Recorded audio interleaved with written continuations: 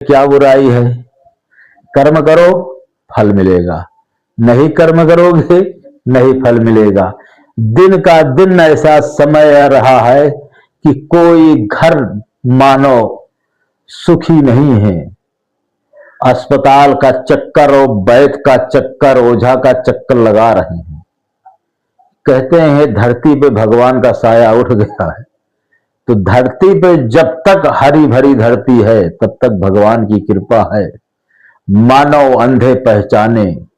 जो बड़े बड़े गुरुद्वारा बनाए हैं, बड़े बड़े आश्रम बने हैं, वहां कथा ही तो होती है। करोड़ों पब्लिक कथा सुन रही है।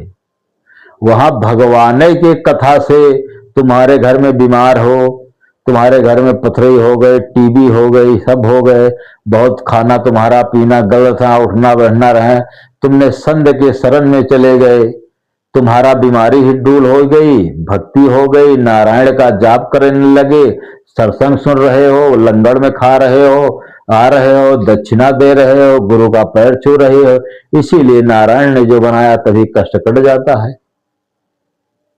तो अपनाओ। तो मानव कहते हैं कि अभी जितना पाप करना है, जितना अहंकार करना है, ये सब कर लूं, जब बुढ़े हो तो राम राम करूंगा।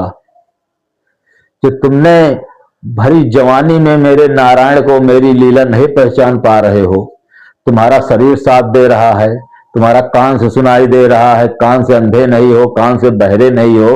जो बुढ़ा हो जाओगे, एक लोटा दूसरे का पानी देगा तभी ये शरीर तुम्हारा पाएगा। उठ नहीं पा रहा है, लंग हो गए, तुमको समझ ही नहीं आ रहा है, तब क्या नारायण को और बुढ़े में गुरु जो करता है उससे बड़ा बेवकूफ कोई नहीं है।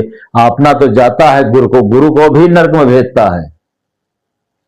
सब ये काम जैसे मेहनत कर रहे हो वैसे भक्ति ही बड़ी जवानी है में करोगे तभी मंगलमय है, और कहा लटक जाओ तो नहीं मंगलमय है।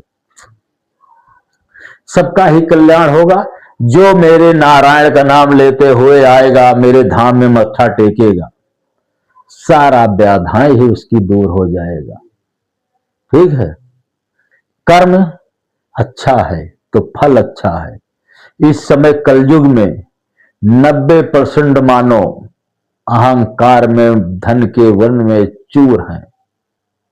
उनके कुछ नहीं, उनको खाली कमाना, खाना, आतंक मचाना, और तीसरा उनके पास काम नहीं है। समझे? ये सब तो ऐसा मानव को शोभा नहीं देता, ऐसा मानव नहीं करते।